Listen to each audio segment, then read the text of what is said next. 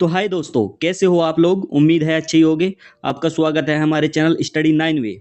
आज हम आपको पढ़ाने वाले हैं यूपी पुलिस 2024 के लिए मोस्ट एक्सपेक्टेड क्वेश्चन जी के जीएस के। ठीक है, इन ये मैं 20 क्वेश्चन पढ़ाने वाला हूं आपको। इनमें से 2 या 3 क्वेश्चन आपके पेपर में मिलने वाले हैं। ठीक है, तो इस वीडियो को पूरी देखना। तो देखिएगा पहले क्वेश्चन में क्या दिया हुआ है। भारत और पाकिस्तान के बीच कितनी ट्रांस बॉर्डर ट्रेनें संचालित होती है। 4 होती है, 1 होती है, 2 होती है या 3 होती है। तो इसका सही आंसर क्या है? 2। ठीक है, कितनी ट्रेनें संचालित होती है? 2 ट्रेनें होती है। लेकिन अब ये ट्रेनें नहीं होती है कुछ सुरक्षा के कारण। ठीक है, ये बंद कर दी गई है। इसके बारे में थोड़ा देख लीजिएगा कौन कौन सी ट्रेनें चलती थी। पहले बताता हूँ मैं इनके बारे में आपको। जो पहली ट्रेन थी, तो ये कौन सी ट्रेन थी? समझौता एक्सप्रेस, जो दिल्ली से लाहौर मार्ग पर अटारी वाघा बॉर्डर क्रॉसिंग के माध्यम से चलती थी और यात्रियों और माल दोनों को ले जाती थी। ठीक है, यात्रियों और माल दोनों को ले जाती थी। कौन सी एक्सप्रेस थी? समझौता एक्सप्रेस। ठीक है, और दूसरी ट्रेन कौन सी थी? थार एक्सप्रेस, जोधपुर से कराची तक चलती थी ये। ठीक है, और मुनाबाव खोखारा पार सीमा के माध्यम से जोड़ती है और केवल यात्रियों को ले जाती थी। यह केवल किसको ले जाती थी? यात्रियों को ले जाती थी। और समझौता एक्सप्रेस यात्रियों और माल को भी ले जाती थी। ठीक है, ये इस बात को ध्यान रखना है। अब थोड़े से पाकिस्तान और भारत के बारे में जान लीजिएगा, कुछ सीमाओं के बारे में। 4 भारतीय राज्य पाकिस्तान के साथ सीमा साझा करते हैं। कितने राज्य है? 4 राज्य है। ठीक है ना, भारत और पाकिस्तान की सीमाओं को साझा करते हैं। पहला है पंजाब, जो कितने किलोमीटर की सीमा साझा करता है? 547 किलोमीटर की। और राजस्थान कितनी किलोमीटर की सीमा साझा करता है? 1035 किलोमीटर। गुजरात कितनी करता है? 512 किलोमीटर। और जम्मू कश्मीर कितनी करता है? सबसे ज़्यादा करता है 1216 किलोमीटर। भारत और पाकिस्तान के बीच संयुक्त साझा सीमा 3310 किलोमीटर है। भारत और पाकिस्तान को अलग अलग करने वाली रेखा कौन सी है? रेड क्लिफ रेखा के रूप में जाना जाता है। जो भारत और पाकिस्तान को अलग करने वाली रेखा है वो कौन सी रेखा है? रेड क्लिफ रेखा है। ठीक है, और भारत और चीन को अलग करने वाली रेखा कौन सी है, ये आपको कमेंट सेक्शन में लिखकर बताना होगा। ठीक है, अब दूसरा क्वेश्चन देखिएगा। 2 दिसंबर 2017 में 15वें रूस भारत चीन त्रिपक्षीय विदेश मंत्रियों की बैठक डैश में आयोजित की गई थी। शंघाई में, बीजिंग में, मॉस्को में, नई दिल्ली में। ये क्वेश्चन जो 2018 है, 2018 में करंट अफेयर में पूछा गया था। तो इसका सही आंसर क्या है? न्यू दिल्ली। ठीक है, इसका सही आंसर क्या है? न्यू दिल्ली। ठीक है, और आपको पूछे जाएंगे जो करंट अफेयर में 2023 के पूछे जाएंगे। ठीक है, और 2024 के। देखिएगा, 15वीं रूस भारत चीन त्रिपक्षीय विदेश मंत्रियों की बैठक 11 दिसंबर 2017 को नई दिल्ली में आयोजित की गई थी। ठीक है, ये क्वेश्चन कोई ज़्यादा इंपॉर्टेंट नहीं है क्योंकि ये करंट अफेयर का पुराना क्वेश्चन हो चुका है। ठीक है, क्वेश्चन नंबर 3 देखिएगा। भारत में ब्रिटिश शासन का बड़े पैमाने पर विस्तार सहायक संधिया के माध्यम से हुआ, जो कि गवर्नर डैश के दौरान शुरू किया गया था। पहला क्या दिया हुआ है? Lord Warren Hastings, Lord Cornwallis, Lord Wellesley, Lord cleave. तो इसका सही आंसर क्या है? Lord Wellesley. ठीक है, अब इसके बारे में थोड़ा सा डिटेल में पढ़ेंगे कि सहायक संधि क्या होती थी ये। ठीक है, इसका सही आंसर क्या था? Lord Wellesley. भारत में ब्रिटिश साम्राज्य की स्थापना के लिए लॉर्ड वेलेस्ली द्वारा उपयोग की जाने वाली सहायक संधि प्रणाली नॉन थी। ठीक है, कौन सी थी? Non intervention policy. सहायक संधि की शर्तें क्या थी, मतलब सहायक संधि क्या होती थी? ठीक है, अभी इसके बारे में देखिएगा।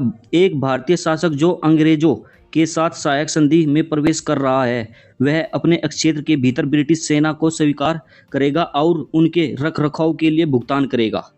ठीक है, एक तरीके से मतलब जो अंग्रेज है, अंग्रेज का सारा रख रखाव करेगा कौन? जो वहाँ का एक कोई शासक है। ठीक है ना, जिसके साथ सहायक संधि हुई है। और सबसे पहली जो सहायक संधि हुई थी ये बक्सर की लड़ाई 1764 में हुई थी। में अपनी हार के बाद अवध राज्य इलाहाबाद की संधि 1765 के माध्यम से इस तरह की गठबंधन में प्रवेश करने वाला पहला था। ठीक है ना, सबसे पहले जो बक्सर की लड़ाई थी इसमें था इलाहाबाद सबसे पहले जो सहायक संधि में गठबंधन किया था। ठीक है, क्वेश्चन नंबर 4 देखिएगा। गुरु गोविंद सिंह की मृत्यु के बाद गुरुशिप की संस्था का अंत हुआ, सिखों का नेतृत्व उनके विश्वसनीय अनुशासन देश को दे दिया गया। पहला क्या है? रणजीत सिंह, बंदा बहादुर, अजीत सिंह, जुझार सिंह। तो किसको दे दिया गया था? बंदा बहादुर को। ठीक है, बंदा बहादुर के बारे में थोड़ा डिटेल में पढ़ेंगे हमें भी यहाँ पर। देखिएगा बंदा बहादुर के बारे में। गुरु गोविंद सिंह की मृत्यु के बाद गुरुशिप की संस्था समाप्त हो गई और सिखों का नेतृत्व उनके विश्वसनीय शिष्य बंदा सिंह बहादुर को दे दिया गया। ठीक है, इसका सही आंसर क्या था? बंदा बहादुर। ठीक है, और इसका दूसरा पॉइंट देखिएगा, बंदा सिंह बहादुर का एक सिख योद्धा और खालसा सेना के कमांडर थे। किसके कमांडर थे ये? खालसा सेना के कमांडर थे बंदा सिंह बहादुर। गुरु नानक देव पहले सिख गुरु थे, ये तो सबको ही पता है। पहले सिख गुरु कौन थे? गुरु नानक थे। ठीक है, और जो स्वर्ण मंदिर का निर्माण किसने करवाया था? गुरु रामदास ने करवाया था। ठीक है, और गुरु अर्जुन देव को किसने मार दिया था? जो ये पांचवें गुरु थे, सिख के पांचवें गुरु थे, जहांगीर ने इनको मार दिया था। ठीक है, और जो 9वें गुरु थे वे कौन थे? तेग बहादुर। उनका वे 9वें गुरु थे, उन्हें किसने मार दिया था? उन्हें मार दिया था औरंगजेब ने। ठीक है, और खालसा पंथ एक प्रकार का पेट्रियन गार्ड गुरु गोविंद सिंह द्वारा 13 अप्रैल 1699 को स्थापित किया गया था। ठीक है, ये बातें सारे पॉइंट ध्यान रखना, इनमें से यूपी पुलिस के पेपर में कुछ भी पूछा जा सकता है आपको। ये मोस्ट एक्सपेक्टेड क्वेश्चन है। ठीक है, और पॉइंट भी ये सब याद रखना है आपको। और इसकी पीडीएफ आपको टेलीग्राम चैनल पे मिल जाएगी। मेरे टेलीग्राम चैनल का नाम है स्टडी 9 वे, जो मैं डिस्क्रिप्शन में लिंक दे दूंगा। ठीक है, अब इसके बारे में देखिएगा। 5वां क्वेश्चन, पाकिस्तान का नाम सबसे पहले डैश द्वारा गढ़ा गया था? मोहम्मद इकबाल द्वारा, मोहम्मद अली जिन्ना द्वारा, चौधरी रहमत अली द्वारा, मौलाना आज़ाद द्वारा। सबसे ज़्यादा इस क्वेश्चन में गलती क्या करते हैं सभी बच्चे? मोहम्मद अली जिन्ना आंसर लगाकर आ जाते हैं, बट पाकिस्तान का नाम सबसे पहले चौधरी रहमत अली ने गढ़ा था। इस बात को ध्यान रखना है। ठीक है, किसने गढ़ा था? चौधरी रहमत अली ने गढ़ा था। इसके बारे में देखिएगा थोड़ा सा। अब पाकिस्तान का नाम सबसे पहले चौधरी रहमत अली ने गढ़ा था। उन्होंने 1933 में पाकिस्तान शब्द गढ़ा। ठीक है, अब छठे क्वेश्चन में क्या दिया हुआ है देखिएगा। रविंद्रनाथ टैगोर ने डैश के विरोध में अपना नाइटहुड त्याग दिया था? मंत्रिमंडल की सदस्यता, जलियांवाला बाग हत्याकांड, रोलेट एक्ट, साइमन कमीशन। मतलब कि किसके विरोध में रविंद्रनाथ टैगोर ने नाइटहुड त्याग दिया था? जो उनकी एक उपाधि थी नाइटहुड की, वो त्याग दी थी। कब त्यागी थी? किसके विरोध के कारण त्यागी थी? जलियांवाला बाग हत्याकांड के टाइम पर। ठीक है, इसके विरुद्ध में। और इसने और अपनी उपाधि त्यागी थी इसी टाइम पे जलियांवाला बाग के हत्याकांड के विरुद्ध में। वे थे महात्मा गांधी। कौन थे? महात्मा गांधी।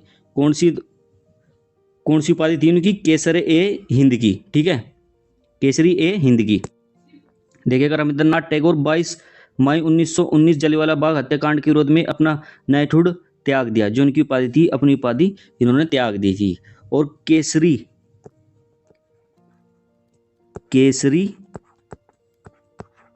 ई हिंद ये किसकी थी? महात्मा गांधी की। ठीक है ना, किसकी थी? महात्मा गांधी की। ठीक है, किसकी थी? महात्मा गांधी की। ये भी किसने त्याग दी थी? महात्मा गांधी ने त्याग दी थी। कब? किसके विरोध में? जलियांवाला बाग हत्याकांड के विरोध में। क्वेश्चन नंबर 7 देखिएगा। गोदावरी नदी डैश राज्य में उत्पन्न होती है? मध्य प्रदेश में, छत्तीसगढ़ में, महाराष्ट्र में, उड़ीसा में। तो इसका सही आंसर क्या है? महाराष्ट्र से उत्पन्न होती है। ठीक है, इसके बारे में पढ़ लीजिएगा थोड़ा, इसकी सहायक नदियां, और इसके बारे में पढ़ लीजिएगा कहाँ से उत्पन्न होती है। देखिएगा, गोदावरी नदी महाराष्ट्र के नासिक जिले में त्र्यंबकेश्वर से निकलती है। ठीक है, कहाँ से निकलती है? महाराष्ट्र के नासिक जिले से। यह भारत की सबसे पुरानी नदी है। क्या है? गोदावरी नदी भारत की सबसे पुरानी नदी है। इसे दक्षिण भारत की गंगा के रूप में भी जाना जाता है। किसको जाना जाता है? गोदावरी नदी को। यह भारत की दूसरी सबसे लंबी नदी है। ठीक है, गोदावरी नदी की सहायक नदियां है, जो सहायक नदियां है, इंपॉर्टेंट नदियां, इंद्रावती है जो छत्तीसगढ़ में है, पिंकांग है, वेंगांग है, प्रणीता है। ठीक है, ये 4 नदियां है। किसकी सहायक नदियां है? ये गोदावरी की नदियां है। आगे देखिएगा क्वेश्चन नंबर 8। निम्नलिखित में से कौन सी भारत की सबसे बड़ी मीठे पानी की झील है? डल झील है, लोकतक झील है, लोकटक झील है, चिल्का झील है, वूलर झील है। तो सबसे मीठी पानी की झील कौन सी है? वूलर झील है, जो कि जम्मू कश्मीर में है। ठीक है, इसके बारे में पढ़िएगा थोड़ा। वूलर झील भारत की सबसे बड़ी मीठे पानी की झील है। भारत की सबसे बड़ी मीठे पानी की झील है और कश्मीर घाटी में स्थित है।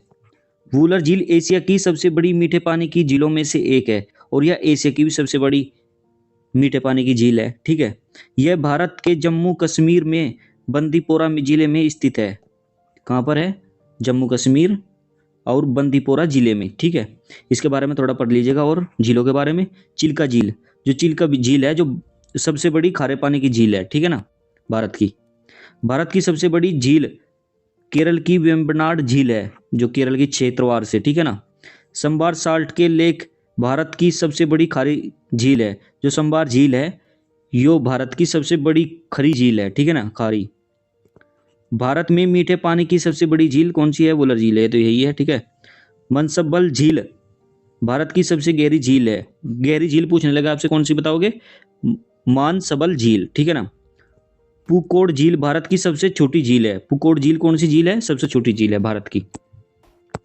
आगे देखिए क्वेश्चन नंबर 9, शिक्षा का अधिकार अधिनियम भारत की संसद द्वारा वर्ष में लागू किया गया था? 2006 में, 2007 में, 2008 में, 2009 में। तो इसका सही आंसर क्या है? 2009। ठीक है, क्या है? 2009। इसके बारे में पढ़िएगा थोड़ा सा। शिक्षा का अधिकार आरटीई अधिनियम 2009 की विशेषताएं। आरटीई अधिनियम का उद्देश्य 6 से 14 वर्ष की आयु के सभी बच्चों को प्राथमिक शिक्षा प्रदान करना है। यह शिक्षा को एक मौलिक अधिकार अनुच्छेद 21 के रूप में लागू करता है।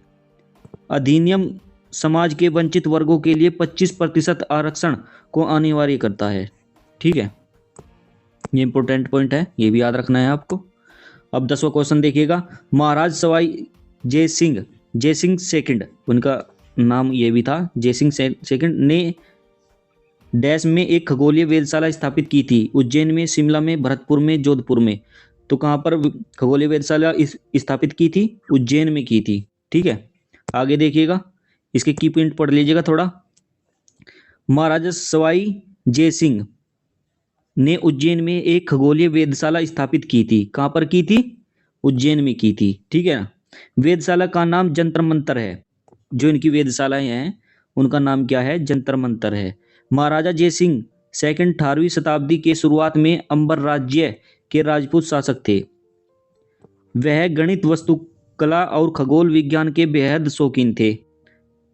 महाराजा सवाई जय सिंह ने जयपुर शहर की स्थापना की। इन्होंने क्या किया था? जयपुर शहर की स्थापना की थी और उसको राजधानी भी बनाया था, जयपुर को ही। ठीक है, उनका जन्म कछुआ की राजधानी अंबर में हुआ। उन्होंने मुगल सम्राट औरंगजेब द्वारा सवाई की उपाधि दी गई थी। इन्हें जो उपाधि मिली थी सवाई की, किसके द्वारा मिली थी? औरंगजेब द्वारा मिली थी। ठीक है, आगे पढ़िएगा। क्वेश्चन नंबर 11 में क्या दिया हुआ है? 11 में दिया हुआ है 2011 की जनगणना के अनुसार उत्तर प्रदेश के निम्नलिखित में से किस जिले में सबसे अधिक जनसंख्या है? गोरखपुर में है, लखनऊ में है, इलाहाबाद में है, बरेली में है। तो 2011 की जनगणना के अनुसार तो इलाहाबाद में है। ठीक है, कहाँ पर है? इलाहाबाद में है। देखिएगा, थोड़ा और पढ़ लीजिएगा डिटेल में। 2011 की जनगणना के अनुसार इलाहाबाद, यानी जिसको अब प्रयागराज बोला जाता है, ठीक है, जिले की जनसंख्या सबसे अधिक है। सबसे कम आबादी वाला जिला कौन सा है? महोबा है। पूछने लगे सबसे कम आबादी वाला जिला कौन सा है? महोबा। ठीक है, इलाहाबाद का लिंगानुपात क्या है? 901 है। 2011 की जनगणना के अनुसार इलाहाबाद की जनसंख्या कितनी है? ये इतनी है, ये देख लेना कितनी है। ठीक है, यह है 59,54,391। ठीक है, इलाहाबाद भारत का 13वां सबसे अधिक आबादी वाला जिला है। इलाहाबाद भारत का 7वां सबसे अधिक आबादी वाला शहर है। ठीक है, ये सब इलाहाबाद के पॉइंट है, ये भी ध्यान रखना है।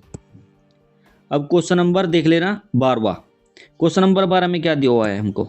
देखिएगा, निम्नलिखित में से किस एक रियासत ने पाकिस्तान में अपने प्रवेश की घोषणा की लेकिन बाद में जनमत संग्रह के बाद भारत में शामिल होने के लिए मजबूर किया गया? तो कौन सा ऐसा रियासत थी? रामपुर थी, जूनागढ़ थी, फरीदकोट थी या फैजाबाद थी? तो इसका सही आंसर है जूनागढ़। जूनागढ़ जो कहाँ पर है? जूनागढ़ कहाँ पर है? यह है गुजरात में है, जो कि पहले कहाँ थी? पाकिस्तान में थी, फिर ये कहाँ पर आ गई? इंडिया में शामिल हो गई। ठीक है, देखिएगा इसके बारे में, जूनागढ़ गुजरात। क्वेश्चन नंबर 13, 13 के बारे में पढ़ेंगे हम।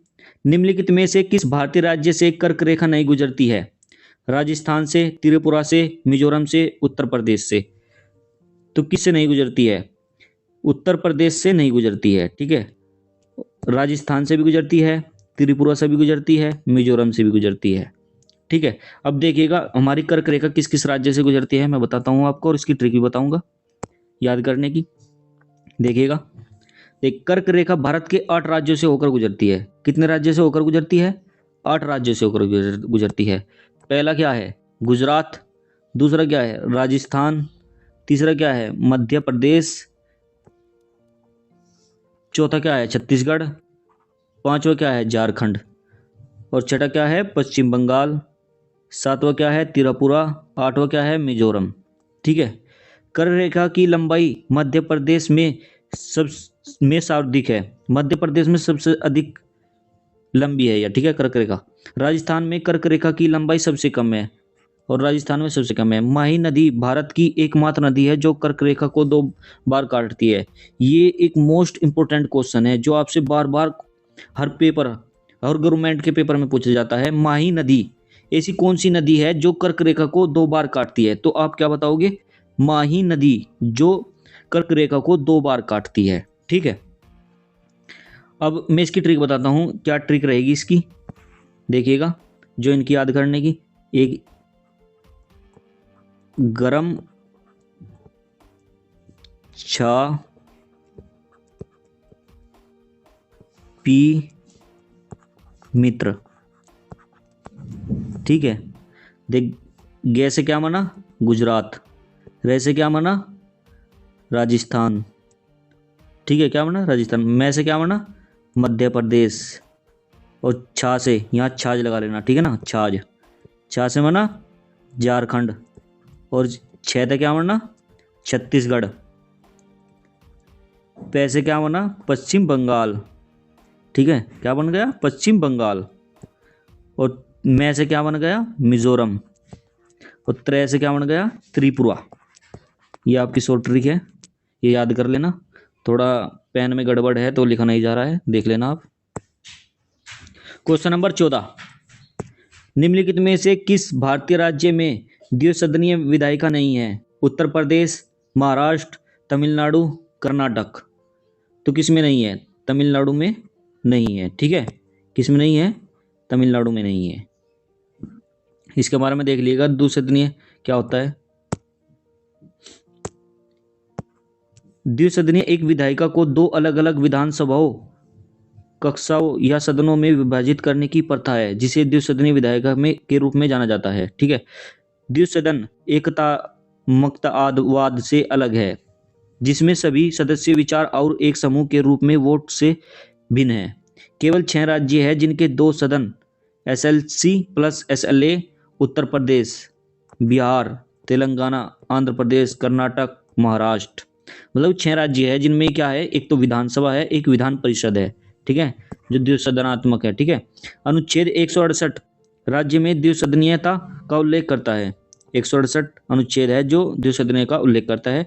और अनुच्छेद 169 है जो राज्य विधान परिषद को बनाई या समाप्त किया जा सकता है, जो है इसको समाप्त भी किया जा सकता है 169 आर्टिकल से। अब क्वेश्चन नंबर 15 देख लीजिएगा।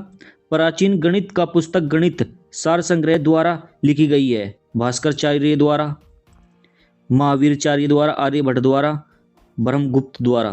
तो किसके द्वारा लिखी गई है? महावीराचार्य द्वारा। देखिएगा, इसके बारे में पढ़ लीजिएगा थोड़ा डिटेल में। महावीराचार्य 9वीं शताब्दी के जैन गणितज्ञ थे जिनका जन्म संभवतः वर्तमान मैसूर में हुआ था। कहाँ पर हुआ था? जो मैसूर है। उन्होंने 850 ईस्वी में गणित के सार पर सारांश लिखा। महावीराचार्य राष्ट्रकूट राजा अमोघवर्ष के रक्षित थे। उन्होंने ज्योतिष को गणित से अलग कर दिया। ठीक है, ज्योतिष को गणित से अलग कर देता उन्होंने। ठीक है, क्वेश्चन नंबर 16 देख लेना। किसने एक अंग्रेजी पुस्तक अनलिसिंग इंडिया लिखी है जो एक रेखांकित करती है कि 25 से 30 वर्षों में भारत का एक महाशक्ति कैसे बन सकता है? विरूपा मोहली ने, S.M. कृष्णा ने, शशि थरूर ने, मनोहर पर्रिकर ने। इन सभी ये जो राइटर हैं इनकी सभी की किताब देख लेना आप, सर्च मार के, या मैं आपको अगली वीडियो में बता दूंगा। वीरप्पी मोहिली। आगे देखिएगा क्वेश्चन नंबर 17।